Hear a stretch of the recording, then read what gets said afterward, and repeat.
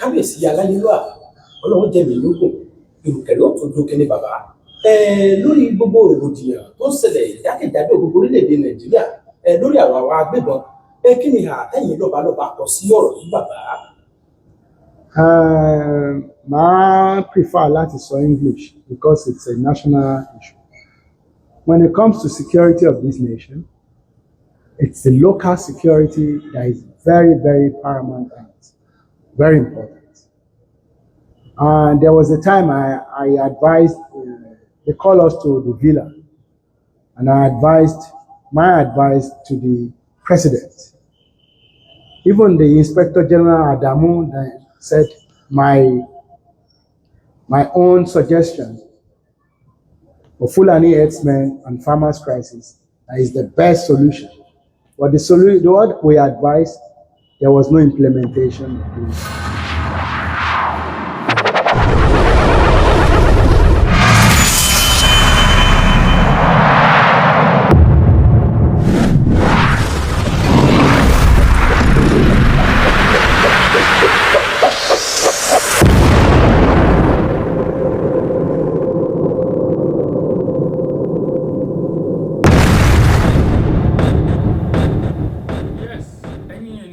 Mo kí wa ní gbogbo ibikíbi tí ẹ bá ti wà tí ẹ ti ń gbọ́ ohùn wa láọ̀sán yìí. Akalamago TV mo tún dé lẹ́ẹ̀kan sí. Mo rí fọ́nrán bí ijọ́ mélòó kan sẹ́yìn. Brother mi kan tí ẹ mọ̀ tí wọ́n máa ń pè sórí ètò wa dáadáa. Wọ́n máa ń sọ̀rọ̀ gbà mí bí for 15 minutes. Tẹ́ bá fi wọ́n lẹ̀ gan wọ́n lè sọ̀rọ̀ fún 1 hour. Àwọn dẹ̀ máa flow lọ. Brother wa Kẹ́hìndé Òsínì. Ọmọ bíbí ìlú Ìwó ni o.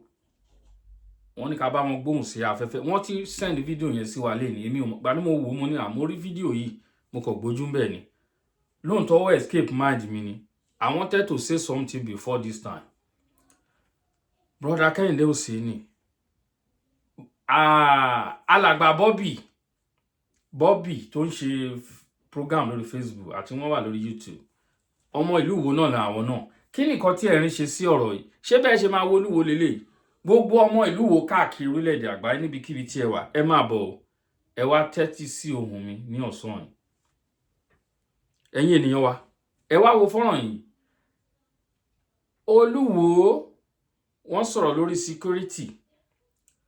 Wọ́n ní no Fulani bandit can enter Ìwó, ìlú Ìwó. Ẹ rí fọ́nrán yẹn, ẹ rí mi tí máa join papọ̀. Although the other one wọ́n sọ̀rọ̀ ńbẹ̀, although ma ẹ jẹ́ n fi sójú screen kó máa display. Wọ́n kọ síbẹ̀ lórí Facebook page Olúwo, Kábíyèsí Olúwo, Ọba Ìwó of Ìwó land, Àkànbí Télú. Wọ́n kọ síbẹ̀. Wọ́n ní Fulani Hausa is part of farm security in Ìwó. Fulani Hausa is part of farm security in Ìwó. Bí wọ́n ṣe kọ síbẹ̀ yẹn o. Ẹ̀yin ènìyàn mi, ṣé lóòótọ́ ni?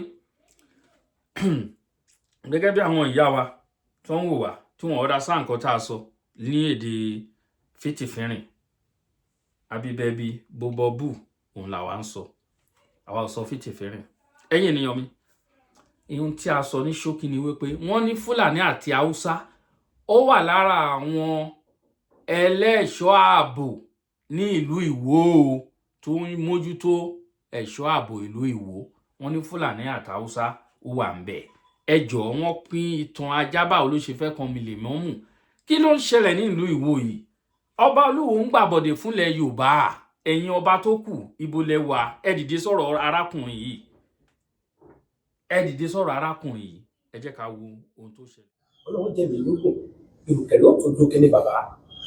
Lórí gbogbo rògbòdìyàn tó ń ṣẹlẹ̀ jákèjádò gbogbo orílẹ̀-èdè nàìjíríà lórí àwọn agbébọn kí ni àtẹ̀yìn lọ́balọ́ba kọ sí ọ̀rọ̀ yìí bàbá. I prefer láti sọ English because it's a national issue. When it comes to security of this nation, it's the local security that is very, very paramount and very important. And there was a time I advised, they call us to the villa, And my advice to the president, even the Inspector General Adamu said my own suggestion for Fulani herdsmen and farmers' crisis is the best solution. But what we advised, there was no implementation of those policies. Now, when it comes to security of this area, let the federal government empower the kings. When it comes to security, the kings. But today, you are empowering the senators, House of Rep, governor, and everybody, and we are not, and we are the ones that owns our territory. Even the senators, the governors, they are our subjects. Because God has put them in that position, but you neglected us. Now, let me tell you, my own territory, though I use my own personal money, because of the sacrifice and patron, I'm a patriotic Nigerian. I deal with everybody in my territory as my son. So no one can betray me. When it comes to my secretary, Iwo is secured, fully secured. No bandit can come here. No bandit. Let me tell you, I'm saying it again, no bandit, or there cannot be Fulani crisis here. It is not possible. Because everywhere here is my territory, and you cannot come to my territory.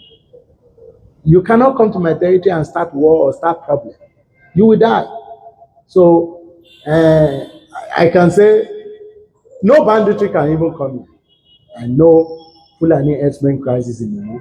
I can tell you today, Iwo is the most secured, even with the most secure place in Nigeria. In this place, I don't need. We have our own paramilitaries.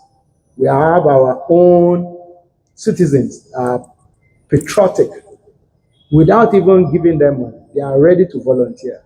This is who we are. This is Iwo, and I am the paramount ruler of Iwo land. And I'm telling you, it is a very, very secure place. Because bandits only will be. Iwo was secured. God bless you.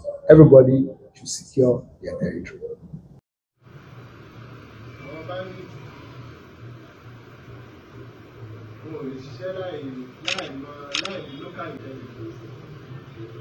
láti pé ìkánú wa ní ẹgbẹ́ lò tó kálukú mọ ó mọ́ disappoint ìlú ẹ̀ ó bẹ̀rẹ̀ pé gbogbo wa táwa ń bì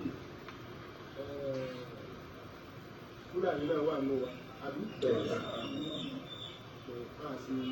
máa sì ní ẹnì kankan sọ Fúlàní tó bá wà níbí èmi náà bàbá rẹ̀ èmi náà ní ẹ̀mí ààrẹ. Wọ́n ti ń kọ́pẹ́rẹ́tì ní ọ̀gá Sókótó tó wà bí èmi náà ní sọ́ọ̀tà ní gbogbo iná ọmọ mi. Ẹ má jẹ́ kí ẹnì kankan gbàgbọ́. A fi ọ̀rọ̀ tó gọ́ọ̀mẹ̀ntì sí. Gbogbo bá máa ṣe ṣe lórí àwọn ọ̀gá dẹ̀ lóyún kì í ṣe kan ìgbà tó bá ní ìdí olú ìbọn ìlú ní ọ̀gá yìí ṣe ń kí ẹmọ̀ọ̀sẹ̀ kí ọdọmátìkì làwọn lè so ìgbà bẹ́ẹ̀ tún lè wáyé ìgbọ́ta máa lè sọ ní pé wáyé pé wọ́n ṣe ìpáwà àwọn ọmọ ẹ̀kẹ́kọ̀ọ́ wọ́n máa ìpáwà ìlú náà ẹ̀ṣẹ̀ ìtàrí sí wọ́n bá dẹ̀ máa gbàgbé pé wọ́n fẹ́ yìí náà ní kí ló rúkọ yìí wọ́n máa fún yín ní pọ́ǹpù àpapà so àmọ́ ti jẹ́ pé wọ́n dẹ̀ máa láìsẹ̀nsì láti ṣe báyìí wọ́n máa ń fẹ́ jẹ́ kó jẹ́ pé gọ́ọ̀mẹ̀ntì wà in control pẹ̀lú Àmọ̀tẹ́kùn so àmọ̀ wo bá a ṣe jẹ́ lè ṣiṣẹ́ papọ̀ àbámọ̀ pé báńkì kò lè wọ́n. Ẹ ṣeun ẹ̀yin ènìyàn mi gbogbo, mo kí yín lọ́kọ̀ ojú kan. Ẹ ṣeun gan, ẹ káàbọ̀ padà. Òun náà ni ẹ gbọ́ yẹn. Olúwo ń tẹ̀lé bàṣubàṣu, Olúwo ń ṣe bó ṣe wù ú, Olúwo ń ṣẹlẹ̀ bó ṣe wù ú, pé kò sẹ́ni tó lè mú wọn. Àwọn tó ń jẹ lábẹ́ Olúwo ẹ̀ẹ́rì wọn wọ́n máa comment tó máa rí fídíò yìí sí ẹ̀gbọ́n tí wọ́n máa wí lẹ́nu. ní gbogbo àwọn tó ń jẹ lábẹ́ ọba Olúwo. Ẹ máa gbọ́ ohun tí wọ́n máa wí, ẹ máa gbọ́ ohun tí wọ́n máa fọ̀, ẹ máa gbọ́ ohun tí wọ́n máa sọ. Ṣé bẹ́ẹ̀ ṣe máa wo Olúwo leléyìí? So ẹnu ò ká Olúwo, ẹnu àwọn ọba tó kù kò sọ́ba tó lè bọ́ Olúwo sọ̀rọ̀. Ó ti wá yé mi nígbà tó Olúwo ti ń sọ pé òun ju Ọ̀ọ̀ni lọ, tó ti ń sọ pé ó ní èdè wọn ní èdè Ọ̀yọ́. Ẹ ti gbọ́ gbogbo àwọn fọ́nrán yẹn náà àti lo gbogbo ẹ̀. Ó ní èdè wọn ní èdè tí wọ́n kọ́kọ́ ń sọ. Ó sọ láṣàmọ̀, ó sọ pálùpàlù, pàṣùpàṣù, bákan ló ṣe sọ̀rọ̀ yẹn nígbà náà lọ. Ẹ ti wo ohun tó ń ṣẹlẹ̀ lọ́wọ́. Ojoojúmọ́ ọjọ́ kan àrà kan, ojúmọ́ kan àrà kan ni Olúwo máa ń gbé síta. Ẹ lọ wo gbogbo ọba ilẹ̀ Yorùbá. Ọba mélòó ló ń lo Facebook bí t'Olúwo? Àjọ ń drag orí social media ni. Ọ̀sìnwé ọba. Ẹ̀rí tuntun ń pa. Wọ́n lè invite Gumi, wọ́n á gbé. Kí ni nǹkan tí à ń expect nígbà tí wọ́n bá ti ń invite Gumi? Gumi tá mọ̀ pé òun la tí ó jẹ́ pé òun la gbọ́dọ̀ gbà fún àwọn bandit. Òun lẹ́ẹ̀rí pẹ̀lú bandit lẹ́ni, òun lẹ́ẹ̀rí pẹ̀lú bandit lọ́la. Nígbà tá bá ti rí wọn kan wọ̀nyí, kí ni nǹkan tá ń expect tẹ́lẹ̀? Òun nìkan tó ń ṣẹlẹ̀. Alàgbà sọ̀rọ̀sọ̀rọ̀ ní ẹ̀yin náà. Bobby, ẹ fọhùn síta. Ẹ pé àwọn ọmọ Ìwó tẹ́ bá mọ̀, tẹ́ rí pé àwọn náà jẹ́ sọ̀rọ̀sọ̀rọ̀. Ẹ pa ẹnu pọ̀, ẹ pariwo arákùnrin síta. Ẹ pariwo ẹ̀ síta. Ó dùn mí pé mi ò lè ṣe live. Fídíò yìí bá fi ṣe live ni kí àwọn èèyàn kan pè wọlé, kí brother Kẹ́hìndé Òsénì kó pè wọlé tó rọ́mọ Ìwó làwọn náà. Àwọn ló pè mí sí àkíyèsí yìí. Mo rí fọ́nrán yẹn but mi ò wò dáadáa, mo kò wò díẹ̀, mo skip ẹ̀ ńgbà yẹn ni. Nísìnyí mo ẹ̀ṣẹ̀ wá wò tán, mo tún wá lọ wo orí Facebook Alàgbà Olúwo ni mo ti rí another Facebook ńbẹ̀ níbi tó ti kó àwọn security jọ tí wọ́n ní Hausa Fulani is part of form of local security in Ìwó. Can you imagine? Ẹ̀yin náà can you imagine that? Ọ̀rọ̀ tá à ń wí leléyìí. Àwọn ibi tó ń gbà wọlé sí wa lára, àwọn tó fún wọn láàyè lè ibi tápẹ̀rẹ̀ wa ti ń jò, ara ibẹ̀ ni irú ìlú Ìwó wà. Níbi tí apẹ̀rẹ̀ wa ti ń jò, ibẹ̀ ni ara Ìwó wà. Ibi tí àmú wa ti ń jò, ara ènìyàn o. Àwọn ibi tó ń gbà tó ti rí opportunity láti wọlé sí wa, òun lè rí yẹn. Òun la ṣe ń fọhùn síta. Ẹ̀yin ènìyàn, ẹ bá wa share fọ́nrán yìí kó kàn wọ́n. Ẹ bá mi pín ètò ikú dọ̀dọ̀ Alàgbà Bobby, mo ń pariwo lọ́tàn yìí. Ẹ bá wa share, ẹ bá wa pín ètò yìí kó dé ọ̀dọ̀ Bobby káwọn náà gbọ́n tí a wí lẹ́nu. Ẹ jẹ́ ká pa ẹnu pọ̀. Ẹ jẹ́ ká pa ẹnu pọ̀ ká pariwo àwọn arákùnrin síta. This is big nonsense. Kò lè ò make sense rárá. Pẹ̀lú gbogbo bí nǹkan ṣe ń ṣẹlẹ̀ nílẹ̀ wa, àwọn Fúlàní ṣe bó ṣe wù wọ́n. Ẹ má jẹ́ ká finá sórí òrùlé sùn rárá o. Ẹ má jẹ́ ká lórí ọ̀rọ̀ ẹ̀sìn, òun ni Olúwo fi ń ṣe gbogbo èyí tó ń ṣe. Orí ọ̀rọ̀ ẹ̀sìn, there's no other thing at all. Kò sí nǹkan mìíràn tí nǹkan ẹ̀kan bá ṣẹlẹ̀ sí mo rò pé Olúwo máa kọ́gbọ́n lórí ohun tó wà nílẹ̀. Èmi lérò pé wọ́n máa kọ́gbọ́n. Ẹ̀yin ènìyàn mi, ẹ wò ó wù ní ká jẹran pẹ́lẹ́nu òfà fún òjẹ́. Ibi ni a fi àdàgbà ètò rọ̀ sí. Èmi ọmọ yín náà ni, olólùfẹ́ yín Àkàlàmàgò TV. Please, ẹ bá wa like fídíò kẹ́ dẹ̀ bá wa pín káàkiri. Ẹ bá wa share lógúnlógún. Ẹ bá wa share lọ́gbọ̀nlọ́gbọ̀n. Thank you all. God bless.